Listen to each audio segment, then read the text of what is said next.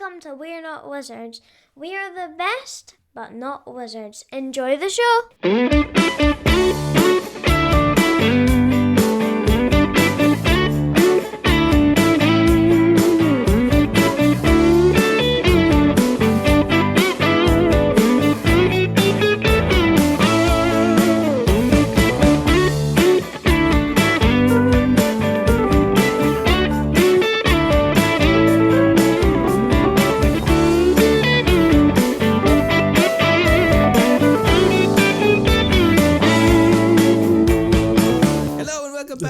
Wizards, you've had the film side of the show, and now it's time to talk a little bit about some games. We're not even gonna, because if you listened last time, we were gonna start talking about board games. It's Volume 2. Things did go a bit south. We're deciding this time we're gonna go west. Specifically AC West. AC West. Well, but I didn't. I wasn't there. You were there. Was it good? Oh, first of all, right. How does it compare size-wise to kind of normal? I think it's an awful lot smaller than normal kind of Airecon. Oh, the normal Airecon, yeah, much. Well, I mean, it's only been going, I think, 3 years now with some variation. Oh.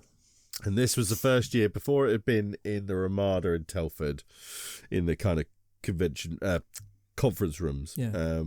And it was all kind of not spread out, but you know, broken up into various spots, and that was all great. And that was really good. Good few hundred people, and then now it's in the Telford International Centre, which is a very cool convention space. I don't know if you call it a convention space. It's like an event space. Yeah, probably a better way of saying it. Like when we were there was also the British gymnastics trampolining competition championship was going on or something like that. I can't think of anything funnier than if you got those confused and you walked into the wrong thing with your board games. Well, there was also there was also a nationals bodybuilding contest going on at the time. I can imagine. So there was some yoked dudes and ladies walking around.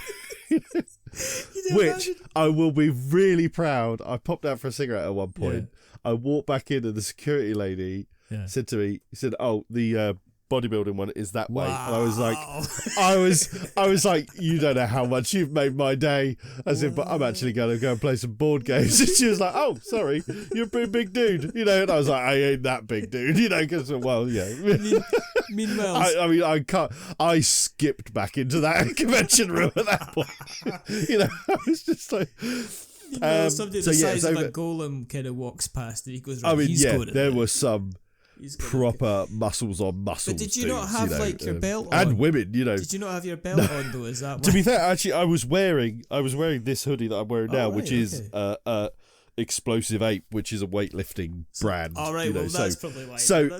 Yeah, exactly. It wasn't. She didn't say like, "Oh, well, I saw your biceps and thought you must be going to the bodybuilding." It was your abs that sent me the wrong direction. I didn't know because I wondered if you wanted tickets for the gun show. Swans are this way, sir. No guns and no pythons in this convention centre. So it was over in the International Centre, and it was in this. It was in two. Well, it's kind of in. It's sort of split by a big corridor. Then you've got convention space going off it, and then it's got these big kind of rooms that can be divided with these massive dividers. And like the first day, it was like one half of it, and then they had these dividers, and then there were the exhibitors, which you had quite a good, nice amount of in the middle bit, and then the mirror was the other half. But again, that was open like on the Saturday and the Sunday, I think. You'd have to ask Mark exactly how many people it was, but it was a good amount of us. The actual main room that we were in pretty much the whole weekend, and obviously there was also in the hotels, there was gaming space in the hotels, which was great. The first of those main rooms is a big floor to ceiling window, and it's like 30 feet window. Wow, it's that's massive, that's like really, really, really big room. It's a lovely space to play in, so that was really nice. So big ticks for the Telford International. I stayed in there's 2 Holiday Inns kind of essentially next to it, literally 4-minute walk from straight out your hotel, turn left and up the road near there. They're really nice hotels, nice sort of space in the Holiday Inn that I was in. I think the old Ramada Inn as well was also used as one of the hotels, and it was probably fine, but I think it was a little bit more of a trek to it than people would have quite liked. It's like the UK Games Expo to the Hilton. It's like probably that again and a half kind of thing. So it's not just hang on, I'll just nip back to my room kind of distance. But again, fine, and that is also a very nice hotel because I've stayed there before. But I played some really good games. Started off playing. A friend taught me Bloodstones, which was awesome. Martin Wallace. Wicked, awesome game.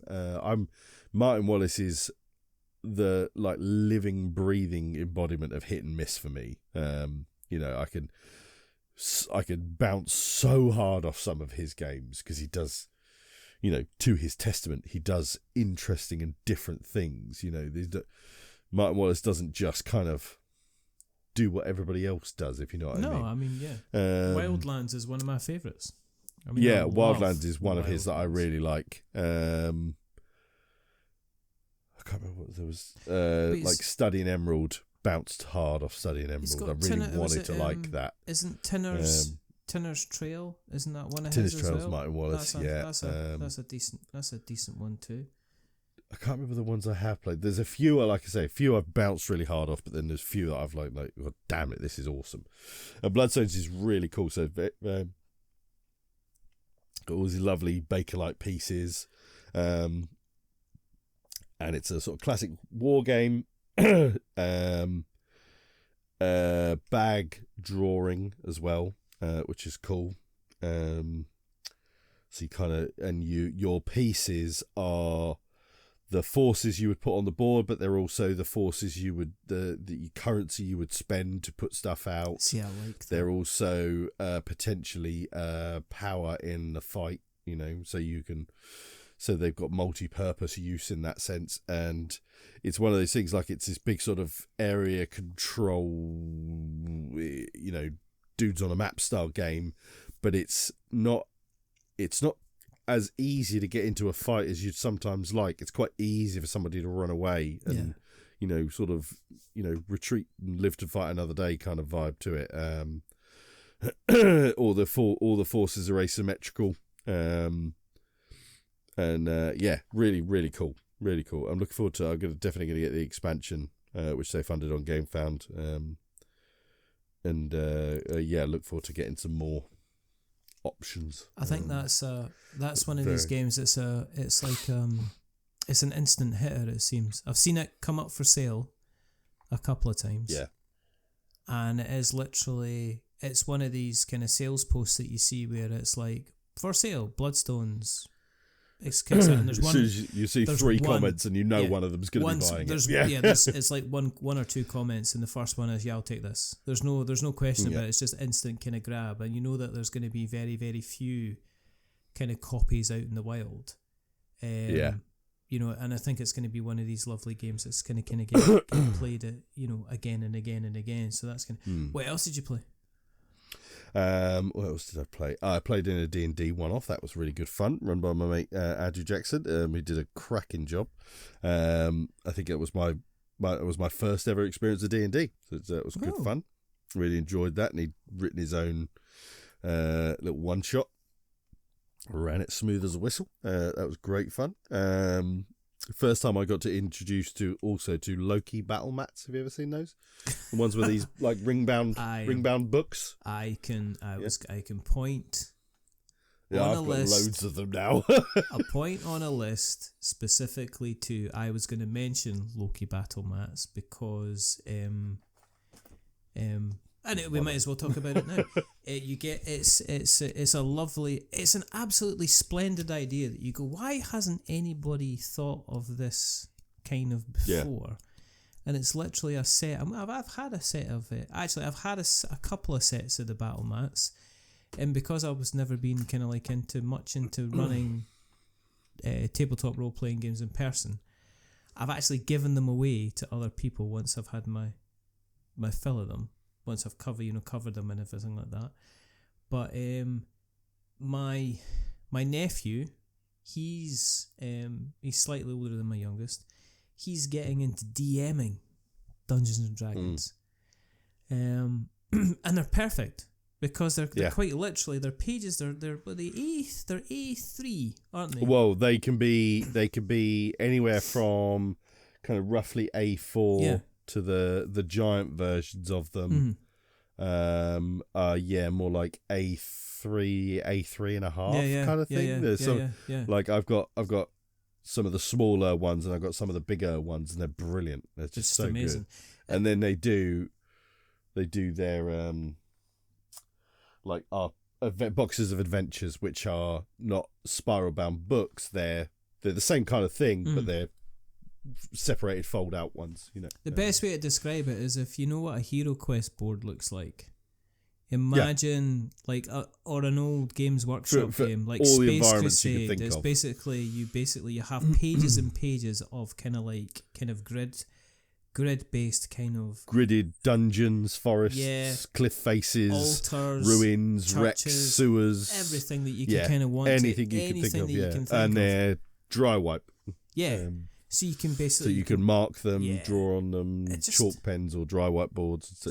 Really good. It's such a kind of a good idea, and the artistry on them is really good. But the best thing about them is the artistry. I will admit is a little hit and miss. Right. There's some of them you look at it, oh, that's really cool. Yeah. And then there's some you're just like, that's. I like them. But the thing is, it gives you a good foundation. When they get it right, they get it really right. It gives you a good foundation to build upon, basically. Oh yeah, I mean, it just saves so much time and hassle as well. It just gives you so many options. I've seen so many people bring like a roll of baking. I think they even did a campaign on Kickstarter. It might even be on Kickstarter now. They're doing cyberpunk ones. Oh. See, that's nice. Which I think is the second set. I think they've done Cyberpunk before. Yeah. I think this is more Cyberpunk ones. Yeah. Cool neon street lights and that's pretty cool. That's pretty cool. So we got to play on that. That was great. Then what was it? Oh, I'll tell you, right, lovely little game. Kind of just a bit of a throwaway game at the time. Oh. It was like mate was just like, oh, I got handed this at Essen. Let's give it a try. It's a game called Agent Avenue. Oh. And I remember hearing about it at Essen as well. And I meant to pick up a copy, and I think I had enough stuff, and I just went, oh, I just don't need any more space in the bag taken up. So I didn't get one. I gutted I didn't. So it's a 2-player game, and it's cat and mouse. So you got a little board that has what looks like a little gridded running track. You start on one side, they start on the other, and the artwork is they're like slightly anime manga-y kind of. Okay. Yeah. What's those people who dress up as furries? Anthropomorphic. They look like anime manga-y furries a little bit. Okay. Takes it to and what you do is you play a card. So if it's my turn, the cards, they have a person on them, and then they have boxes, or potentially they have 3 boxes, which might say 1, 0, -2, might say 3, 1, -1, whatever. Yeah. Then you've also got some that have, I think, crosses, and then you've got some that have a tick. Again, three blocks. And in my turn, I would play 2 cards, one face up, one face down. You choose which one you take to play, and I play the other one. Oh. So it the number is how much you move. So you could make somebody move backwards, you can make somebody not move, you can make them move forward a lot. But the three like numbers is, so if this is the first instance of that card you have, you do the top one. If it's the second instance, you do the second one. Then the one that has the crosses and one that has the ticks, if you get a third whatever that character was, you instantly lose. If you get a third whatever that character was, you instantly win. Wow. So you're trying to get somebody to, you know, so you could it was just a cracking little game. Just such a fabulous little filler, you know. So yeah, Agent Avenue, really, really good. Then I played a very, very drunken game of Bad Company. To shout out to Matthew Jude, Sean Rice, and Sean's wife Natalie, who wanted to play a game with me at the time, and I had it got into the process of smashing a bottle of Kraken with Matthew Jude and my mate Martin at the time. Yeah. Before we knew it, between the three of us, we drank the whole bloody thing, and we were about to go to Mark's beer tasting thing as well. Wow. So that's going to be messy. It was one of those classic, like, yeah, I'll have a couple. Yeah, I'll go for a bottle. And then suddenly you're falling out the pub absolutely shit faced, and you've had 9 Guinness, you know, kind of thing. It was one of those kind of things. But yeah, we had a game of that. I'm pretty sure we played it correctly. Doesn't matter now, does it? But it's a really good fun game. It's kind of, if you like Space Base, it works like Space Base, but you're like Ocean's 11 teams trying to do heists. So yeah, it's a fun game. Played Null and Nictic, which is a really fun trick taking game where you don't have to follow the trick, but you get points. It's hard to explain, but it's a very fun filler trick taking. Chances of you finding a copy of it slim to none. Then I think my game of the convention was the last day. Me and a mate both picked up a copy of it. And it was a case of I usually leave the conventions like sometime after lunchtime, get home to see the kids before they go to bed and stuff like that, and have dinner with them or whatever.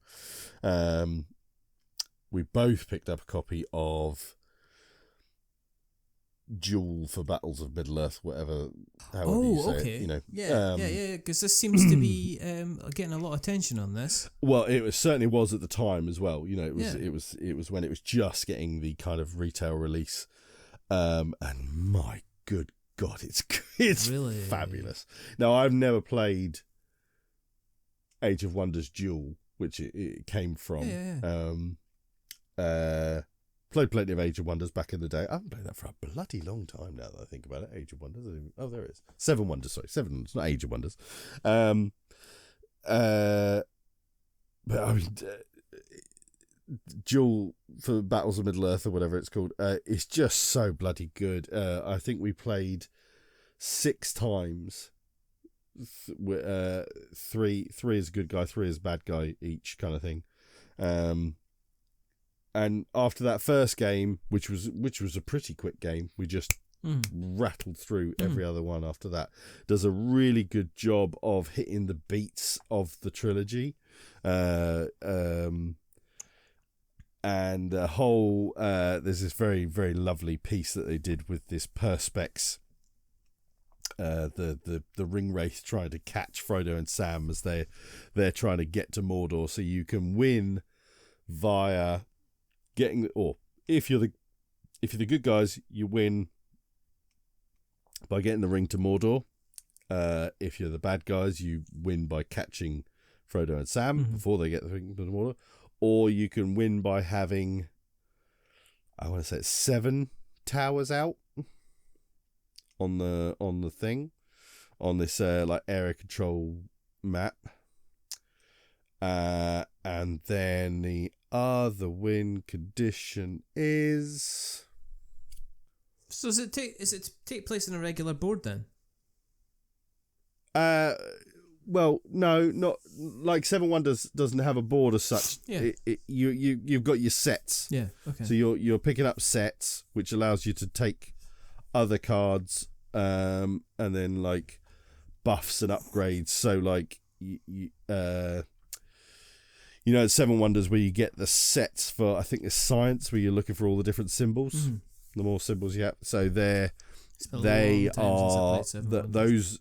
are like the races within Middle Earth, right? And if you get like a set of those, like of the various types, you then get to take like the shields, which will give you a constant buff. Like, so if you get like, I think it's like 2 of or 3 of or whatever it was of that race, you then get to take a couple of their things, and so of like the dwarves or whatever, and you get a potential like every time you take a gold card you get X, or every time you do this blah blah blah you get X, and then you've also got these battles, which are the like Battle of Helm's Deep, Battle of Minas Tirith, or the big battles throughout the trilogy. If you've got all the various symbols, you can then take that battle, which again gets you.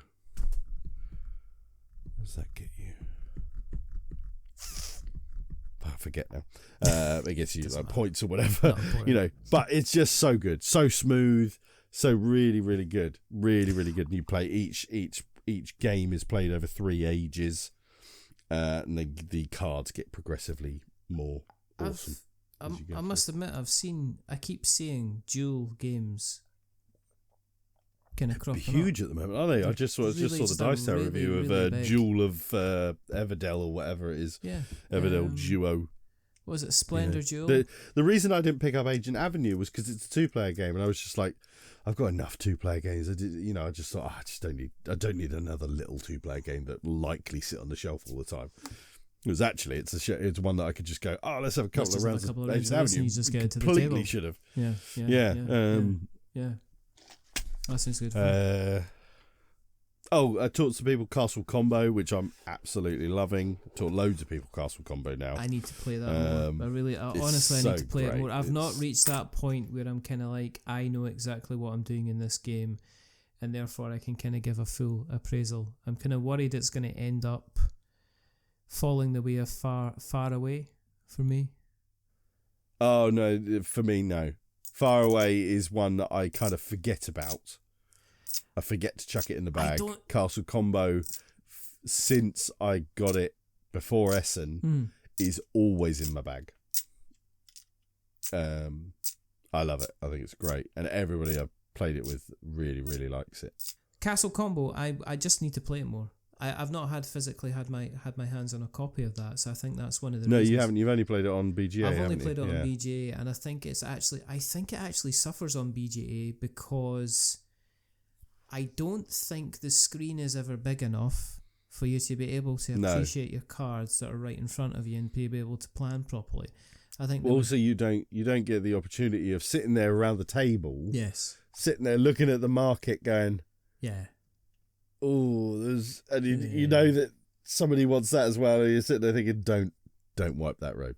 Just nobody wipe that road. I know nobody else wants that card. That card is mine if it gets to me. Exactly. But somebody might look at the other cards and go, they're all shit, and just wipe it, No, Castle Combo is great. I have played since Courtisans, which is a really fun game. I played that as well quite recently. I really I really like it. Tom Vassell reviewed Courtisans, and I thought he was really unfair to it. He really kind of poo-pooed it. Did he? I just said he just said that it was just no choices. It was just bored every time it got to you. So, it's a charming game. We had so much kind of, that above the table, like, you had somebody a card, you're like, for God's, you son of a, exactly. put one down and, put and we had loads of that. I think he just played it with some crap gamers. It's got this lovely it's a really fun little game where you kind of like, you've got a card in your hand, and if it's a spy, it's obviously face down, so that doesn't matter. But there's not. I mean, yes, playing spies towards people are fine. That's okay. Don't worry about it. But there's nothing more delicious then the last time I played it, and my neighbour Paul, he has it, but we're playing it at the club, and there's 4 of us, and you get your card, you're keeping your card, you're putting your card in the centre, and then you've got your one card in front of you, you're just about to give to somebody, and you're looking them in the eye as you place this card right in front of them, knowing that they are absolutely, there's nothing they can do about it, or really, the court is so much out of favour that there's no way they can come back at it, and it's absolutely wonderful and beautiful. Or the other one is that you can play a card and you give somebody a card and the court is in favour, and they look at you and go, he's just like, why are you giving me this? It's because I'm gonna screw you in a bit. Why are you giving me this? Or you've got the objective that for this, that, or whatever. Are you just up to the first knuckle with this I card? just thought. Oh, don't get me wrong. I'm not saying it's like some great game or anything. No. But as a filler with a group of people who like a bit above the table banter, it's perfect. It's just What do you think of the Hessian rollout, Matt? I have opinions. I feel like nice. A manufacturer said to the publisher, yes, I can't remember if it's Hachette or I know it's Hachette, but I can't remember if it's Sorry We're Not French or whoever, one of the subsidiaries. It feels like somebody at the publisher was just like, or the manufacturer was just like, look, we ended up with this batch of Hessian. Yeah. We need to push this batch of Hessian. Yeah. If a person who gets it most gets a day off next week, and they were told like, oh, I could do this really good deal on this really unique surface to play your thing on, and it's like it's not bad, but you'll never get it flat. It'll never get it flat. So it just feels like it was a bad choice. Could have been card. It could have been card, or probably neoprene. It could have been a neoprene one just as easily. This could have been a email.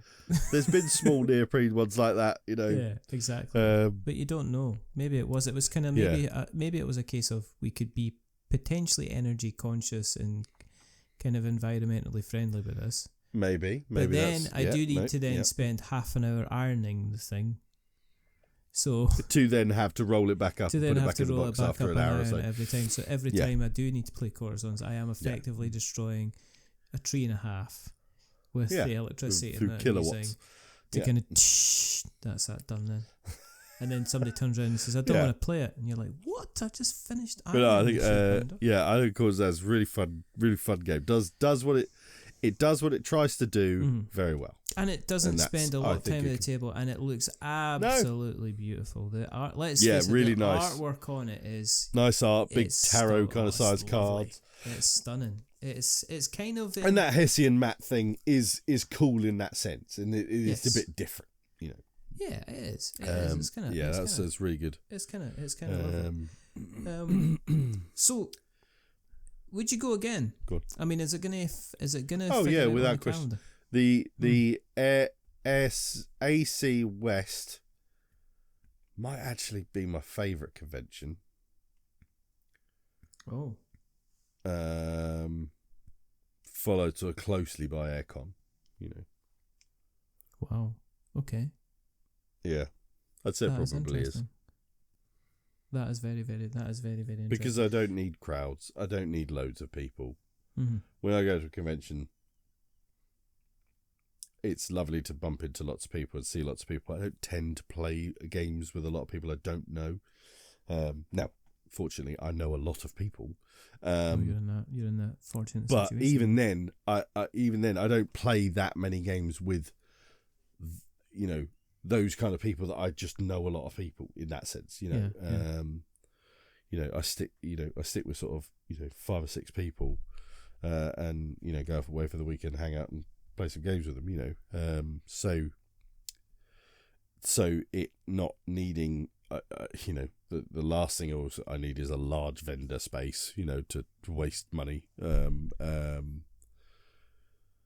yeah, I think AC West is You know, so again, while like Airecon's just kind of, I mean, Airecon's pretty bloody big now, but it's just about playing some games. You know, finding your little spot for the weekend. Yeah. You know, Yeah. This is Setting us. up camp, getting the campfire on. That's it. Let's get it going. It's great. And then you came back, and that was weeks. Oh, and I played Andromedas Edge as well. Andromedas Edge. Right, okay. But So I think I've already just talked about Andromedas Edge, haven't tiny I? little game. I don't think you have. I don't think you've mentioned it because I think you were just about to go and play it. The last time we spoke, I think AC West was just about to happen potentially. So I played it before then anyway. But anyway, if I haven't, Andromeda's Edge, the spiritual successor, as you would say, to Dwellings of Eldervale. Yes. Friggin' fabulous, massive, throw the kitchen sink at the production sci-fi world with all singing, all dancing bits and pieces. It's really cool. It's got this... I won't keep referring to Dwellings of Eldervale because I think it's kind of... It's all anybody ever does when they mention one of them. So you're a slightly asymmetrical race. You have very minor differences. You by the end of it, you can have some reasonably significant differences. You're out exploring and trying to gain resources with what start off as your kind of your basic ships, which are like your workers. You place them out onto the various bits of the galaxy, collected stuff, and then spending stuff to eventually build buildings. You're going up various tracks as well. You get like science track, war track, and stuff like that. Having fights with your opponents. The fights aren't too cutting and terrible. You know, they're kind of, if you lose a fight, you actually get a little bit of a softener for losing a fight. And then also there's potential galactic beasties out in the nebulas and stuff, and they're like, I mean, from the big sort of all singing all dancing set that I've got, there's like 15 or something like that I could have potential combination of. And they, will, if you get too close to them, they'll come after you, and they take a certain amount to kill them, and you get a good reward for killing them. And then, like any worker placement game, you have your recall workers section, which in your recall workers, you recall them back to your space station, and during that time you'll have added modules to your space station. So you'll activate these modules on the side of your space station, which will give you more resources and points and this and that and everything. So you've got this really cool, your recalling workers isn't just one of those, I recall my workers. Yeah. It's usually it's one of the sort of the lesser bits of a worker placement game. You actually really get to do some cool stuff, and how you build up that combination of modules is really cool. And then it's kind of a bit of a point salad at that point. So you get points for how far you went up on the tracks, and you get points for like. So if you've got the like war buildings, you'll get points for those for how many of them you have, but the points that they're each worth will be higher depending on how far you went up in the track associated with that one. And do you have objectives? No, you don't have objectives. No, but you'll have gained various points as you go on. But yeah, great, cracking game. Is it better than Dwellings? I played Dwellings once, and I can't remember enough. Yeah. It's very similar. For me, it's better because I prefer sci-fi. Yeah. I'm kind of interested because Dwellings is one of these games that it's kind of interesting that Luke Laurie never kind of went back to it and said, we're gonna do kind of like more Dwellings. They had like the legendary version and stuff like that, but they've never. I've got everything for Dwellings, but there's not an expansion for Dwellings, which has always been kind of. You don't need an expansion, does it? You don't. It's kind of there. It's a self-contained. Well, it's like there's not an expansion for Andromeda's Edge, but there's 3 expansions within it. Yeah.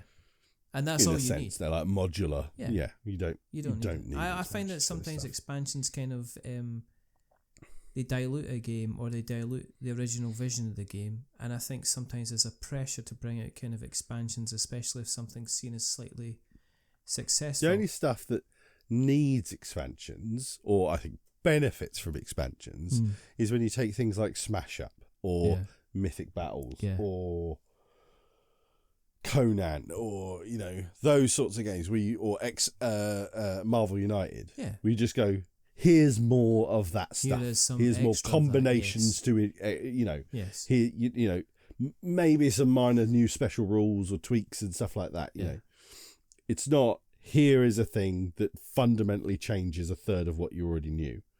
And you'll never play because you don't play it often enough to remember how to play it normally without then also changing the way or it's a difficult or it makes it a little bit more advanced, so actually it's not good for new players, but because you don't play it that often, 2 of the people at the table have never played it before, so you're not going to play with the expansion.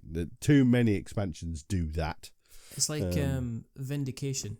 I think Vindication I've never played is a little bit guilty of that, in that it's kind of got so many expansions now that it almost kind of needs if you are this level of player, you need to start with this, this, and this, because you can add on kind of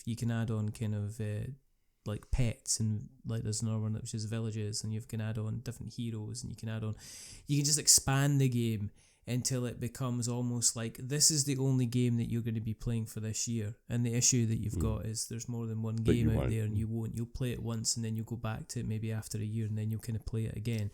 So I do have the amount of people who I know who've got the Everdell big box and say they stopped playing Everdell. Yes. Because they couldn't see Everdell in it anymore. Yes. It was Everdell and everything. It's like, but I just wanted to play a game of Everdell. It's like, but I can't even remember is this load of stuff, but if I just want to play a lovely little game of Everdell, I've got to get this fucking great thing down. Yes. And almost everybody I know said that regarding the big box. They massively regretted it. I always judge a game by the number of times it appears in the cell groups after a certain period of time. Yeah. You know what I mean? After you see kind of like you see a flurry of people kind of picking up again because it's the new hotness, and then you realise that they're not going to be able to get it played and stuff like that because it's the campaign games.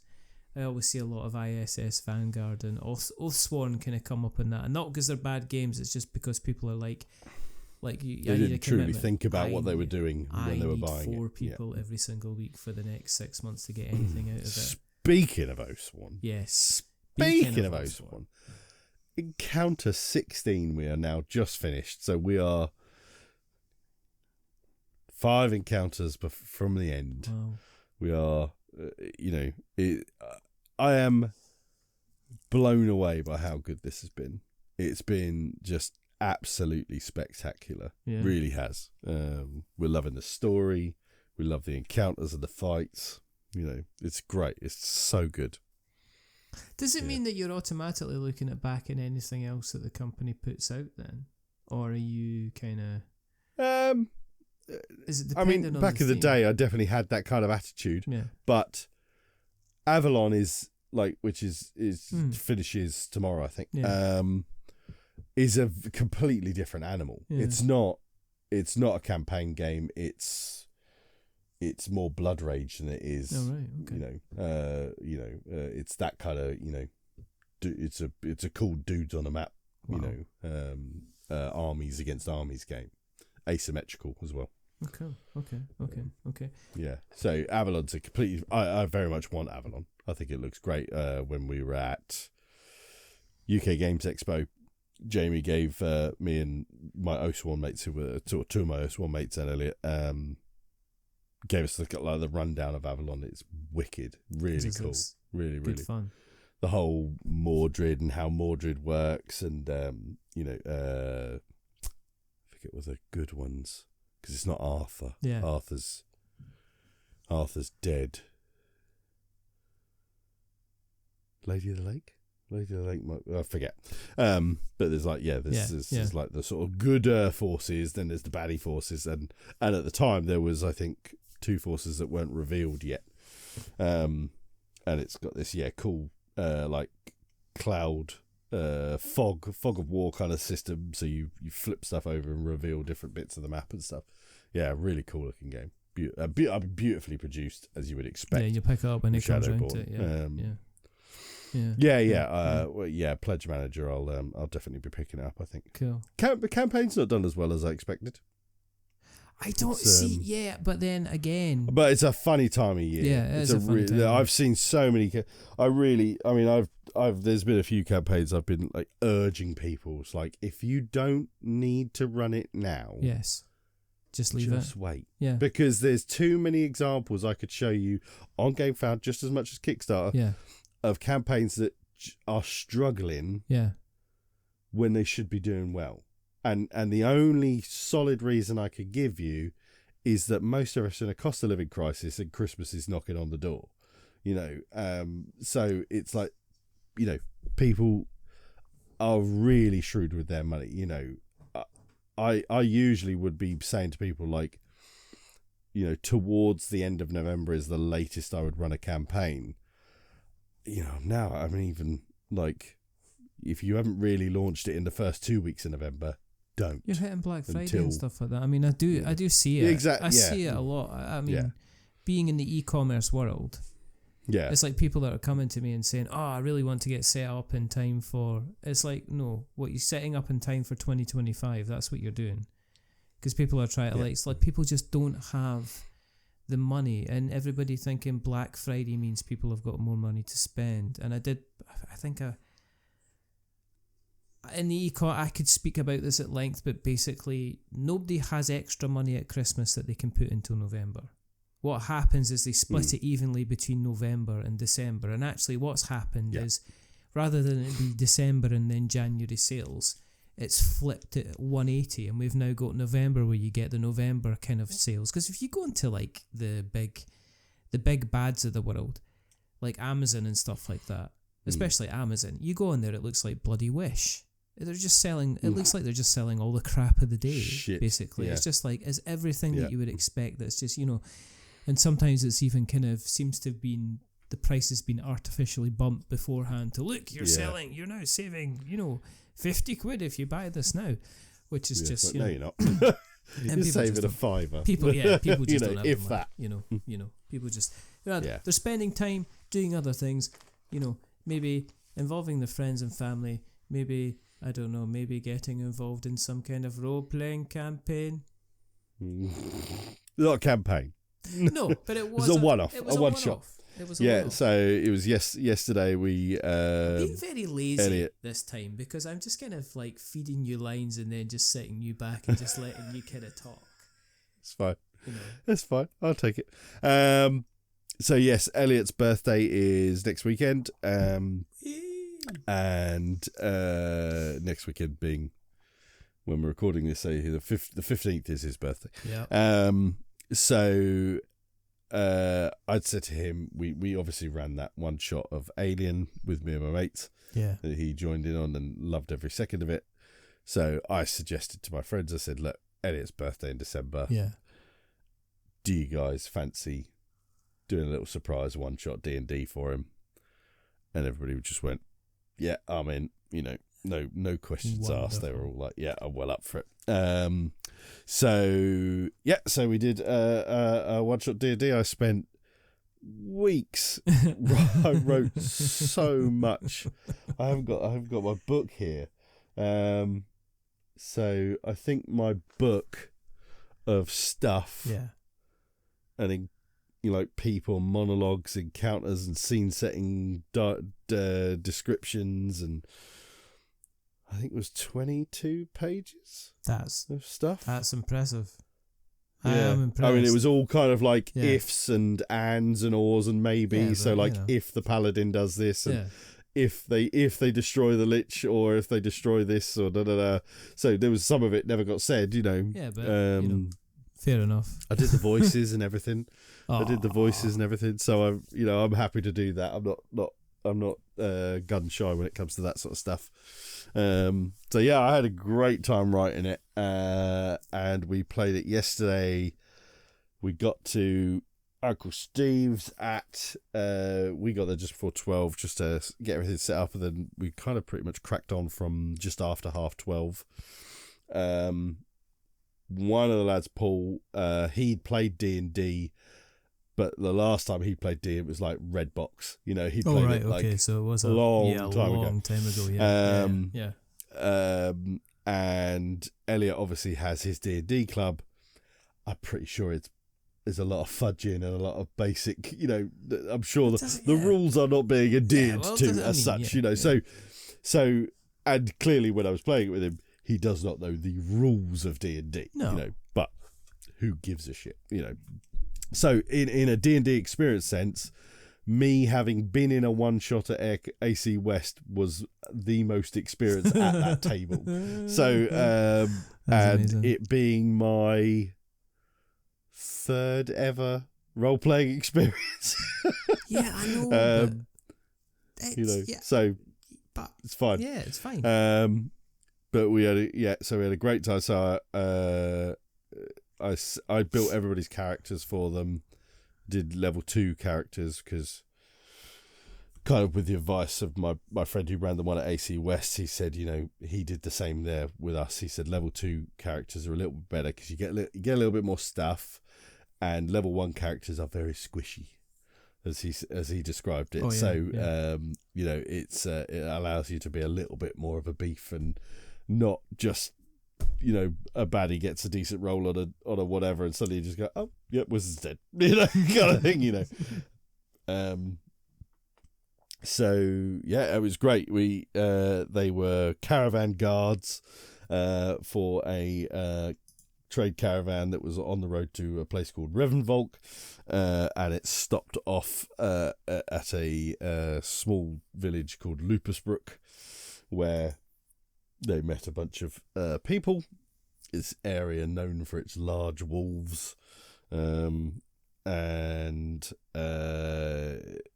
the second night they met a lovely little halfling called Garion, who was very, very eager he was a little halfling explorer and amateur historian, very eager to see these heroes, and he was telling them all about Dragir Keep, which was an old ruined before the time immemorial. Nobody knew whatever was Dragir Keep, but it ruins up on the hills through the forests. And then one of the farmers gets killed in the night, very, very bloodily, and so the heroes are tasked to go up to Dragir's Keep, where they suspect the wolves' lair, and deal with as many wolves and get as many wolf pelts paid back. And up at Dragir's Keep, they find the Lich's tomb, who had been running experiments on people with wolves. Oh, of course. So they twist. Yeah, so they found the Lich's tomb, and all these ghosts came out. The sarcophagus came out, and there was an urn in the sarcophagus, which is everything in there was ethereal and spectral. I didn't make them only be able to use magic weapons against this stuff and things like that. Yeah. So I did a lot of fudging with stuff like that. It wasn't a leech to the rules as such, because leeches are powerful.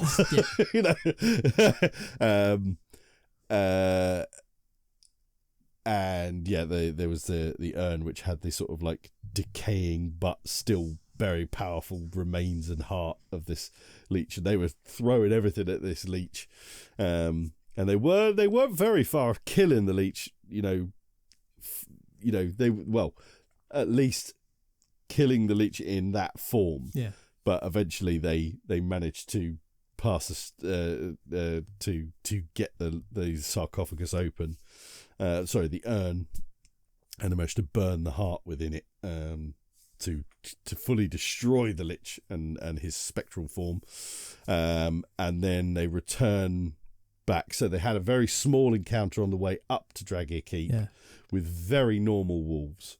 And they killed them within, Couple like of 3 or 4 swipes. turns. Yeah. Like nothing. Yeah. Yeah. Barbarian killed 2 in one go. And that was purely for me to give them a chance to see how it worked. It's just go, right, here's how you... This is how combat will work. So when they actually got to a fight, they weren't like, oh shit, kind of thing. They'd already rolled a couple of dice, looked at what numbers they needed to look at, stuff like that. And also I wanted to kind of set the scene of like, I thought these wolves are supposed to be dangerous, something special. This is a fucking dog, barely a Labrador, kind of thing. Sent us a couple of cockapoos. And then. Yeah. And then they return to Lupus Brook, and they find Lupus Brook in a moment of terror and disarray as werewolves are beset around the village, murdering. So they into the middle of the village. They killed the first couple of werewolves, and then at that point they get another monologue, which then the alpha strides into the middle of the village. This werewolf, 2 times the size of the other werewolves, far more bigger and powerful and more strong. That's amazing. They eventually kill that, and that was the unfortunate, cursed little Garion, the explorer. But they, so it's great. It was just so much fun. And did it? So much I take fun. it Elliot loved it. Then he was. He did, yeah. Oh, that's yeah, the he main did. thing, isn't it? Yeah. You want to go There's all a that couple of hustle. times he just looked at me. He just looked at me. and was like, "This is so cool, Dad. So cool." So that's what you I know want. I'm doing what needed to be done. Yeah, that's what you want. That's what you want. That's good. Yeah, that's good. I'm really glad he had fun with it. And the guys enjoyed it as well, which is great. amazing. I did. That's cool. So what's next then? I mean, are you slowly creeping into that? Are we gonna have like Luke's TTP RGB corner? Oh, big time. I'm Wait. I'm Stop talking. I'm well in. I've got your eyes. the One Ring up there, Twilight 2000, Blade Runner. I've got the D&D stuff. Alien. I've got the Call of Cthulhu starter set. I really want to try Call of Cthulhu. That'll be interesting. That will be interesting. Yeah, I'm really into it. A lot of my friends. And as much as I've like a lot of people always say as a gamer, they go, "Oh, have you ever wanted to design a game?" And there's lots of games I have kind of designed to quite a high, not high standards. That's not the word I'm looking for. To quite a degree, I've taken them to quite a long point. I think I'd actually really like to design a role-playing game. I think it's easy to get kind of like, if you look at anything that kind of like Rowan, Rook and Decker do, Grant Howitt especially, they do like the one-shots. So they do like Honey Heist and stuff like that. And they have the rules basically down on one page. And I always thought, well, in essence, you could probably get a lot of the main rules down into one page. And if you can come up with a system which is fun and kind of interesting but actually engages the players and doesn't have them railroaded, I think it's pretty easy to kind of develop something where people can really run with it. And it's kind of making familiarity on stuff is kind of like really helps with the kind of the game. Familiarity, Mr. Pryor, which helped when I played Deep Rock Galactic recently. Ah, yes. Which I'm going to be very quick with this because, but all I will say is that, and this is a bold claim, Deep Rock Galactic is potentially one of the most accessibly fun dungeon crawlers I have played in a long time. And also, I hadn't even considered the fact it'd be a dungeon crawler, but I suppose it is. And also manages to completely break what is expected in a dungeon crawler as well. In that, if there's one thing which runs common through a lot of the dungeon crawlers that I've kind of played, and now I'm going to put Resident Evil there, Resident Evil 3, Resident Evil 2. I'm going to put your Hero Quest in there, even your Space Crusade to some effect, your Dungeon Saga Origins is that they all have the same thing in common, which is you have a fixed map. So instantly you have a fixed map, so you always have a designated kind of journey, destination, way that you can travel. Deep Rock Galactic, you start off, interestingly enough, rather than having tiles, and you're placing down kind of like tiles, usually beautifully, artistically created tiles, and you're generating like a map as you go. Deep Rock Galactic has you setting up a huge board, which has got just a grid on the board, all dark, and then what you do is you put down several tiles representing the kind of the cave tunnel that you're in. Yeah? And just like the video game, if you don't like how the cave tunnels are looking, or if you see some way which a cave connects from one way to another, you can drill to it. Yeah. And you can actually drill spaces. And it's just, okay, and you could say, well, it's boring like everything. I mean, you've got like a hazard track, so, you know, every round the hazards are going, and eventually you'll swarm, and you'll have all these little bugs coming at you, and you've got to kind of take them out. And yes, you've got to roll for your combat, and they've got like the four main kind of characters. You've got like your scout, you've got like your gunner, you've got, you know, and they've all got like their little individual set of dice that they fall, and they've got their own little weapons, and you've got upgradable weapons and stuff like that. But it's kind of like you've got this, it's almost like Starship Troopers, where you've got like hundreds of little bugs kind of crawling towards you wanting to kill you. And you literally get the bit where you're going, it's like aliens. You're playing like aliens. You're fighting against these things, kind of like they're just coming out the walls at you. And aliens, and every single time. It's not like at the end of a round, because we when we first started, you realise that at the end of every player's turn, it's going to start to swarm. So the bugs turn up, and there's different kind of bugs that turn up, and some of them spit, and some of them fly at you, and some of them kind of like slow you down, and some of them spit webs at you. But there's this beautiful kind of, here's your objectives, and yes, you've either got to go and collect this particular type of thing, or you've got to drill for kind of various kind of rocks, and you do drill. And when you drill, you basically drill a space on the board, and you can drill all the way through. Now, the first game that I played, there was this fabulous point where we reached the end of the game, and we all had to get back to basically like the landing platform, or the landing machine. People are going to be screaming at me for not calling it the right name. But somebody had the option of, they could move a couple of times, and if they moved a couple of times, they would have had to wait an entire round before they could move again. Or alternatively, what we could do is we ended up drilling a straighter path to kind of like the landing pod, which allowed them to escape in the final thing. And I've never done that in a dungeon game again. I've never kind of got into like a dungeon game where everybody's like, went, well, we've reached our objectives, we've killed the bad wizard, or we've got the treasure, or we've stopped the oncoming evil. Now let's get out of here. What's the best way to get out of the way? Well, why didn't the barbarian or the dwarf just take his bloody huge kind of like hammer and just smash through the plasterboard here, because we know on the other side of the plasterboard basically the exit's there.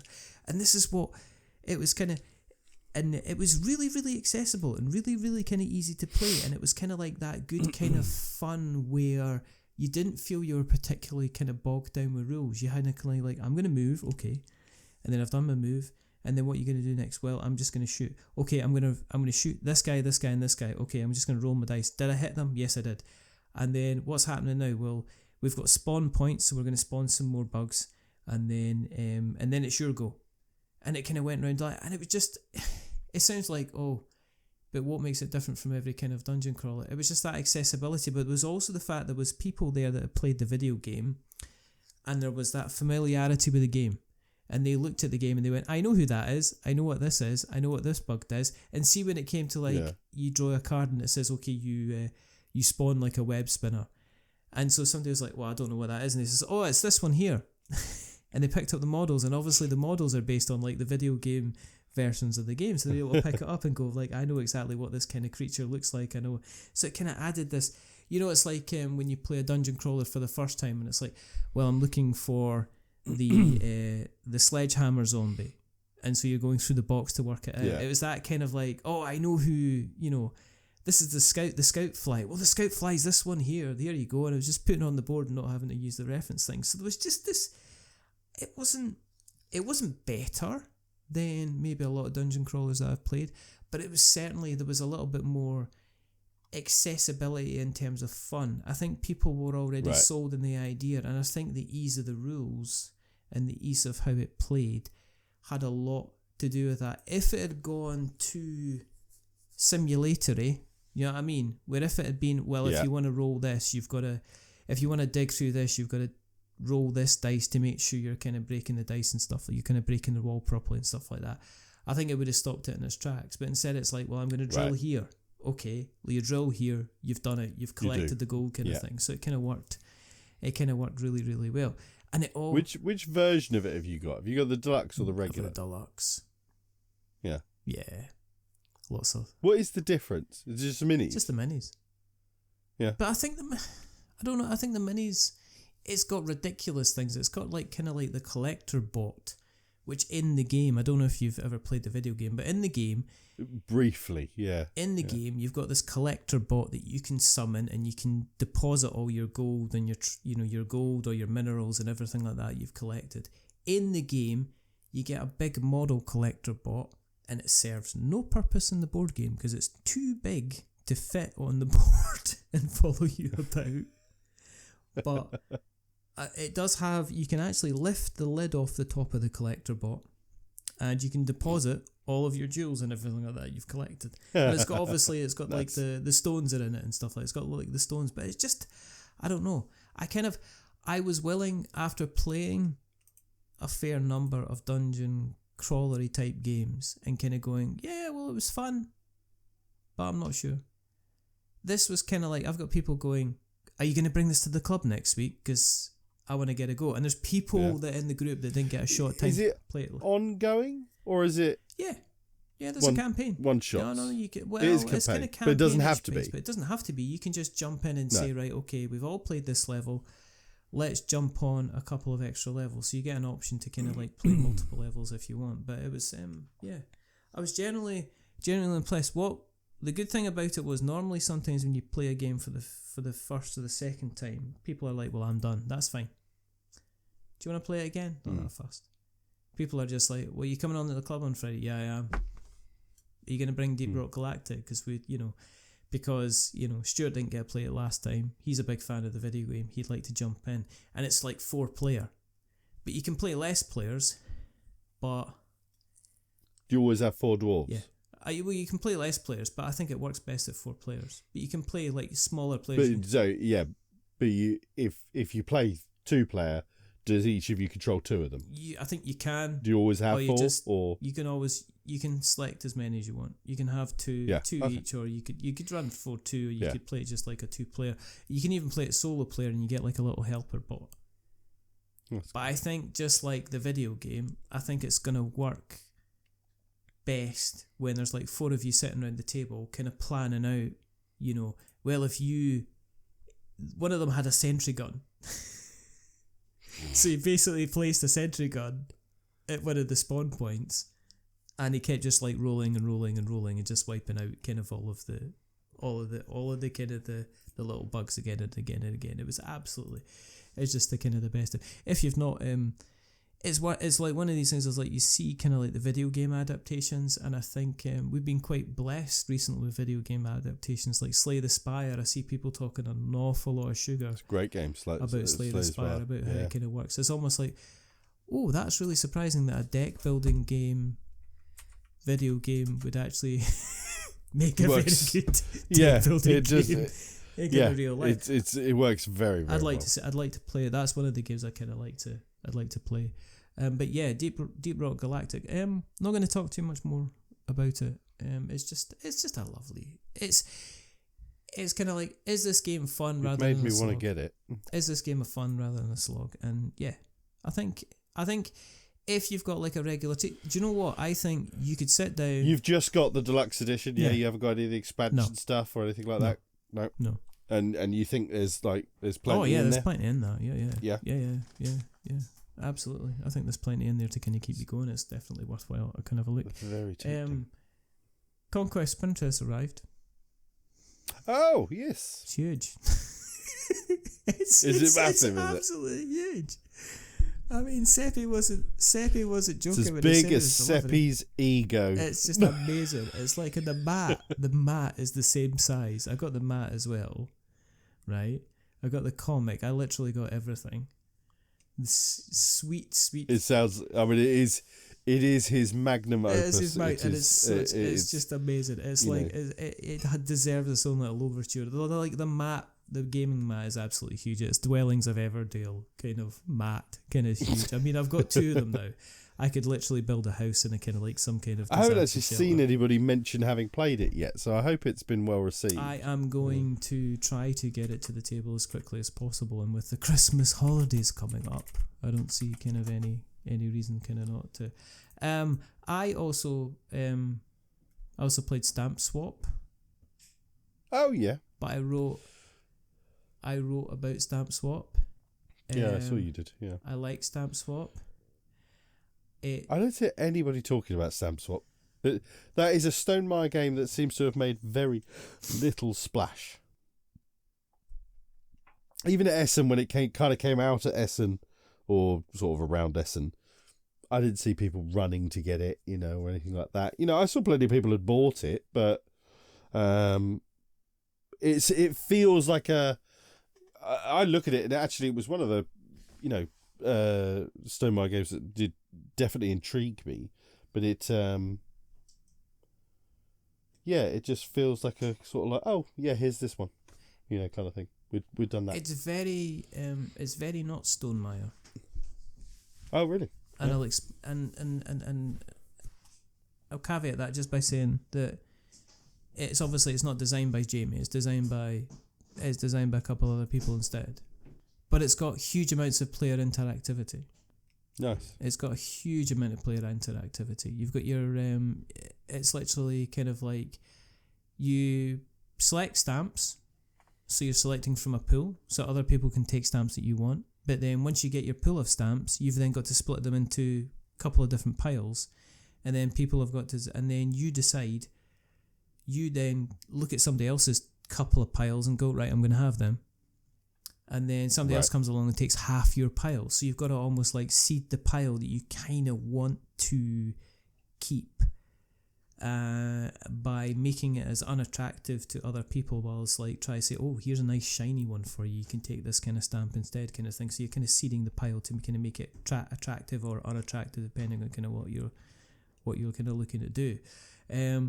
So there can be, it's not kind of take that-y, because you're not punishing other people, but I can get the understanding that people might not like it, because like if you look at, and I said this in the kind of the written piece that I wrote, if you look at Tapestry, even if you look at Wingspan, even Scythe to some degree, and maybe Expeditions, you can play those games without necessarily interacting with any other players.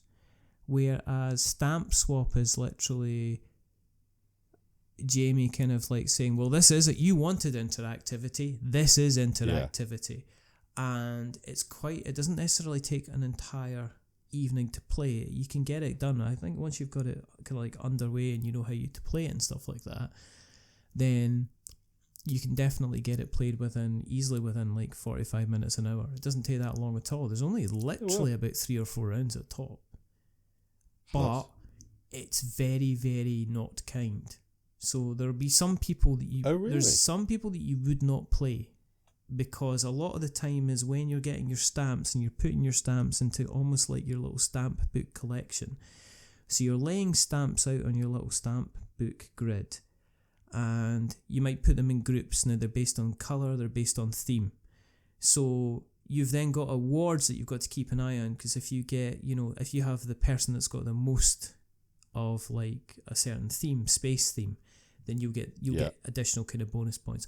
Or you've got the person that's got the most kind of purple, then you'll get the kind of bonus points. And this changes every single game. There's kind of like prizes that change every single game based on like colour, theme, number and stuff like that, and then you got a fourth prize.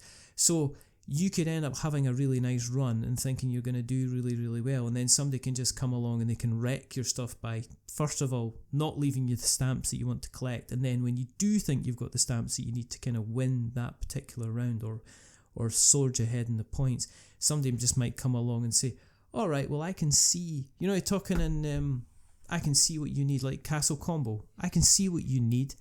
I'm going to take that pile of stamps from you because I can see what you need from that. And they can do it over. So I could see people who are used to the kind of almost like the passiveness of other Stonemaier games not liking it because it maybe is just a little bit too interactive. It's not Tapestry.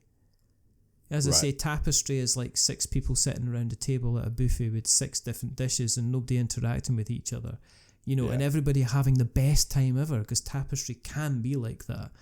This is pretty much like folk will get like, well, you take my stamp. So it does end up with it. It does end up with a nice bit, a little bit of maybe not Courtisans kind of, here's a card that's going to mess you up. It's almost like, well, I'm going to take those stamps because I can see that you're going for theme.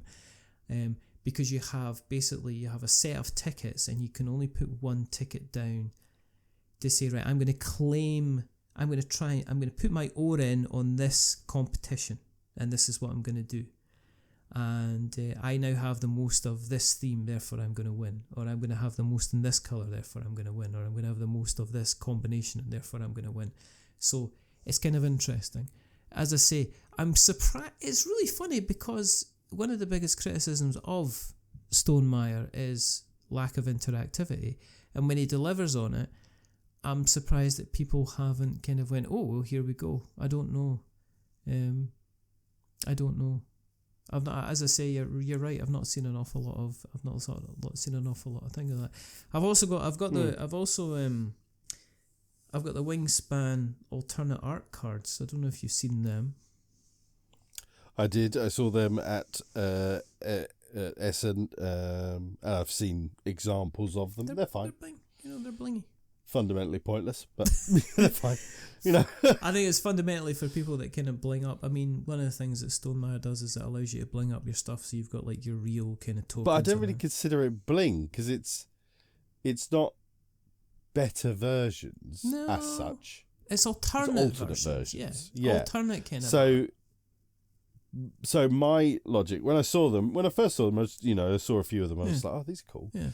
And then I thought, oh, but I don't want duplicates of some of these birds in amongst my birds. And I'm sure as shit not going to take them out and put them, So I was just like, no, I don't need these. I don't know how many, if they replace all of the birds there or if it just replaces. No, it was a bunch of them. I forget exactly which ones, but the artwork on some of them is really, really nice, but I guess it's a huge year mileage may vary kind of thing. Do you know what I mean? You're going to look at them and you're going to go, right, I'm going to go, this looks amazing. You're going to go, no, that looks crap. I wonder how many people bought them without really truly noticing what they were. I bet there's people who thought they were more birds, kind of thing. I think there's people out there that they will go out and they'll buy whatever extras are available for a particular game if they like that kind of game. And I think Wingspan was kind of like so much in the zeitgeist, and was it 3 million copies?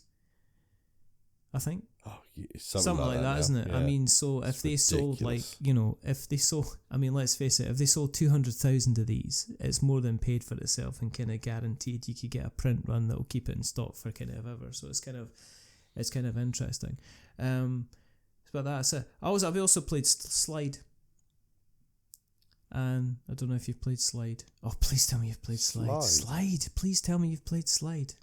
It's a Hachette. It's a Hachette game. It's a game where you basically place 16 cards in a grid, face down.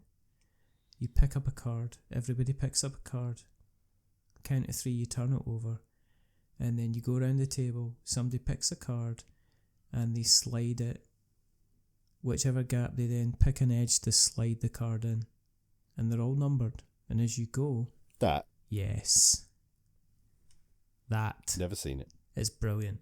You'll absolutely adore it. It's cheap. It's very, very cheap, and it's like I play it probably once every couple of weeks. Gigamic. Yes, it's Gigamic.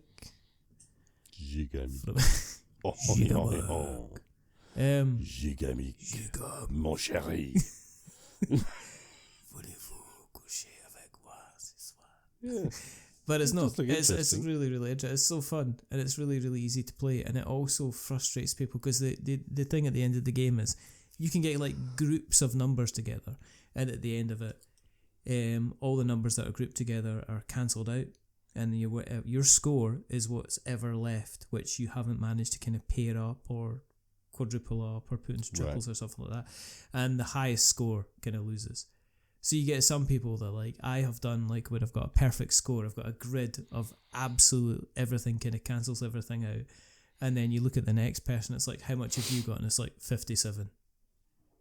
And you can have really, really good games and you can have really, really bad games, but there's not really a skill to it. It's absolutely pure blind luck and a little bit of whether or not somebody decides to leave you with a number that you cannot possibly use on your turn, and it's absolutely wonderful.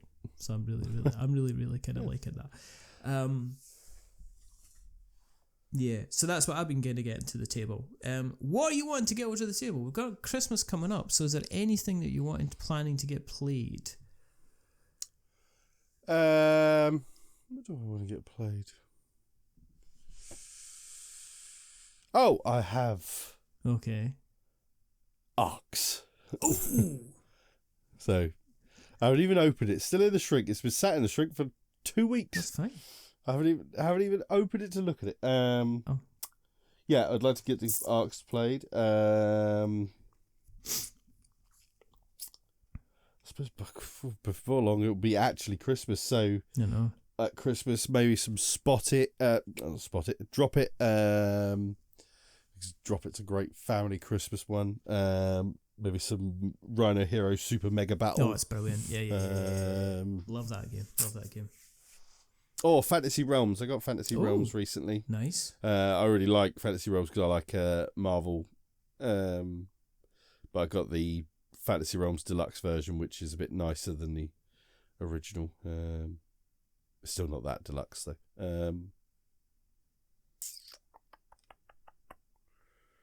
I think it's a bit off the top of my head. Oh, this is something I'm looking forward to reading, as I did highlight. I finally picked this up. The Last Ronin, which is a Turtles. Huge. All about this kind of turtle who is he?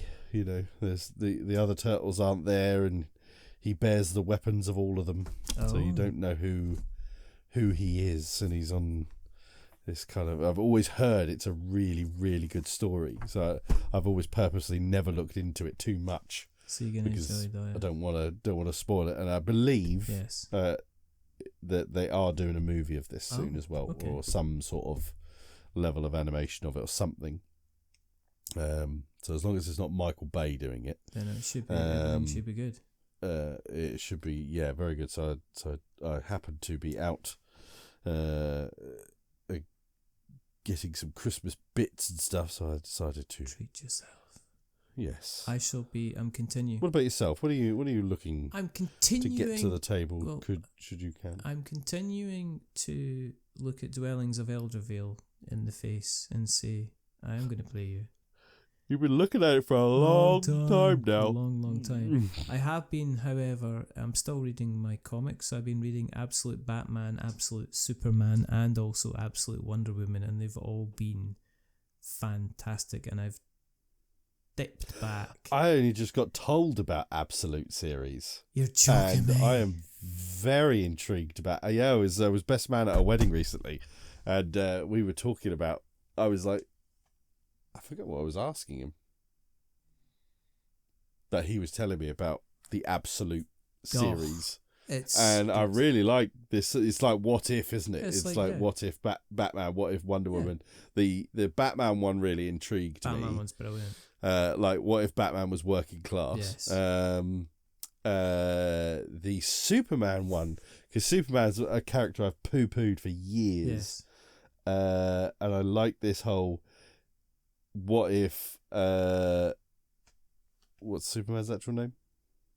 Kal Kal-El. Yeah. What if Kal-El arrived at Earth as an adult, Yeah. not Yeah.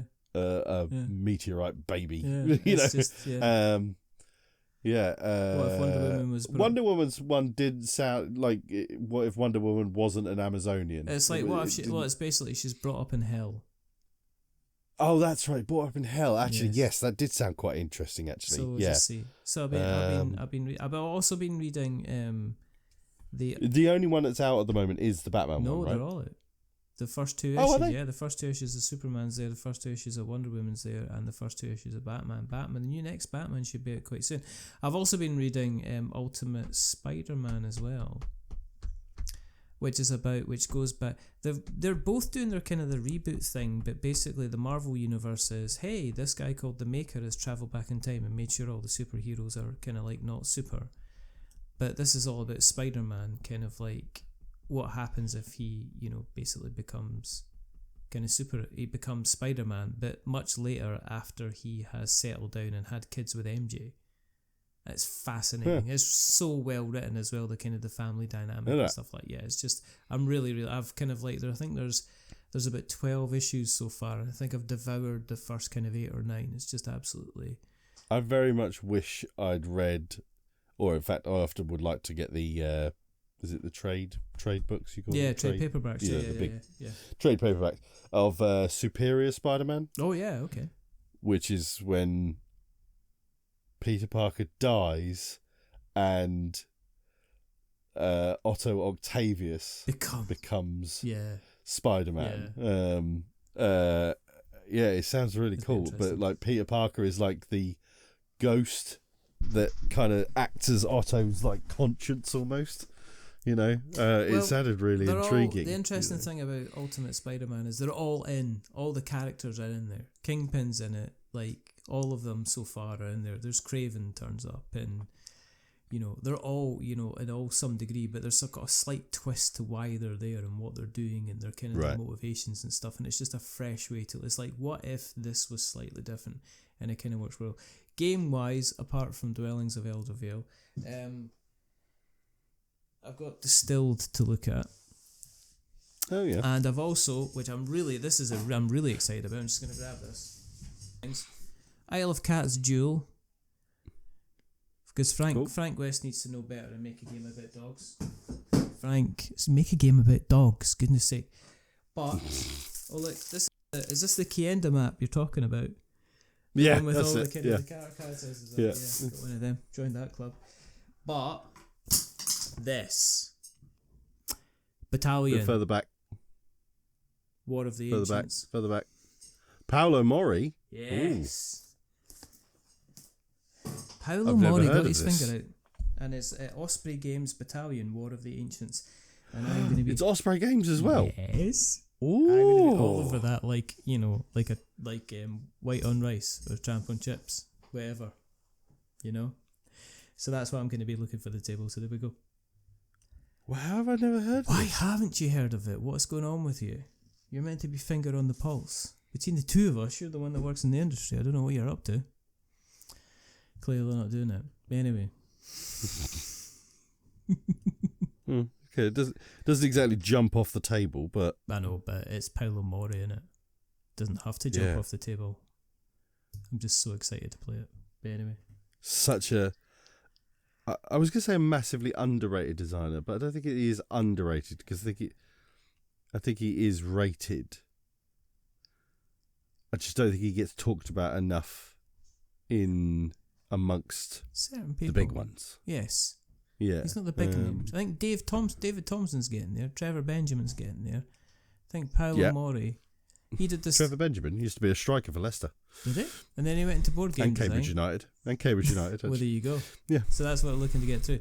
I think we should... Oh, the only other thing that I found out today was that Shut Up and Sit Down are starting doing Shut Up and Sit Down Presents, which they're going to be starting getting involved in kind of making board games themselves. And I initially, when I first heard about that, they're working with A to Z. Yes. Which is Zev and Mr. Bonacore. Yes. And initially when I heard about it, people were like, "Oh, have you heard about this?" I was like, "Yes, I have heard." I couldn't give two tosses about it. Really, it's fine. I don't know what it means. No. And then somebody asked me to look at it a bit closer, and War of the Dogs is coming back. Ah. No, Dogs of War. Sorry, Dogs of War. The old, Oh. it was Simon, Yeah. which I believe is also Paolo Mori. Oh, well, now And my it's a game little, I've my little ears are Desperately wanted My little ears are for picking up. absolutely ages. And it just got so hard to get hold of. So I'm very happy to hear Guess that. what? Somebody might have just, emailed contact at Shut Up and Sit Down and said, "Hey, do you want to have a chat?" They don't talk to They don't talk to people. They don't talk to us. They might do because they were asking about They talking to do, people they do. like us. We never know. We never know. If you would like to get in contact with us, then feel free to email us at the following address. You can email us at magic@we'renotwizards.com, and we can talk to you about your games and stuff like that, maybe. Potentially. Yeah, it's fine. I don't care. I know. Because you know why I don't care? Why? Because I haven't lied about anything. It's all true. Rent free, baby. Rent free. And currently we live rent-free on Spotify, so if you like what you listen tonight, you can go to Spotify and remember, give us a Yes, we listen, tell other people about us, drop us a rating and review. Our next episode is going to be the big one. It's the Game of the Year special, where we list our games of the year. And we do our games of the year slightly differently. It's not like games... This year, this year I actually think I could do all right for games of this year. Can you? I think I'm stuffed. Because I certainly struggled the year before. I No. just hadn't played that many. I'm stuffed. I'm absolutely stuffed. Which means it's just going to be games that we've enjoyed in the year, and we shall... But we yes, shall name our games games that we've been names. introduced to and enjoyed this year. Absolutely. Hopefully trying as best we can to lean somewhat towards games of the year, maybe. We shall try our best. We shall try. But yeah, I'm pretty good. Yeah, like Unconscious Minds, Lord of the Rings, Duel, Slay the Spire, He's doing it all now. He's doing Andromedas it all now. No, Edge. save it. I've You're ruining it. No, I'm just thinking about like these big ones Yeah. that like You're still ruining it. the year before, like all like the equivalents of whatever You're like those Ryan were. Reynolds was I just hadn't spoilers played for them. Deadpool versus Wolverine. I mean, the thing's not even released, and you're already out there just telling everybody what's about to Castle happen. Combo. Don't do that. There's loads on this list that I haven't played Good. yet though that I really want Save to. it. Just let it simmer. The Gang. Brilliant. Wondrous Creatures. I really want to play Wondrous Creatures. Everybody keeps banging on about how lovely Wondrous Creatures is. I might be playing World of Wonders as well at the weekend. World of Wonders. Or World Wonders, or Wonders of the World. World Wonders. World Wonders. Oh, that's a good game. Yes. I need to get the expansion for that There you because go. that's just, you know what it is? What? It's just some more There wonders. you go. That's all it Yeah, is. it's just like us. No extra shit. It's just like us. Just We're yeah. a couple of wonders. Just more We're wonderfuls. just more wonders. More wonderfuls. So let's say goodnight and goodbye. So it's a goodbye from the 8th wonder of the world, the Colossus. King Kong. The Colossus of Nodes. Colossus of King's Lynn. Colossus of Kingsland. It's Mr. Pryor That's what it himself. says. Say goodbye. Look. Fare thee well. And it's a goodbye from me. Remember, stay safe, roll sixes, make something awful, and Stay spicy, everybody. until the next time, goodbye. Bye-bye. A wizard is never late.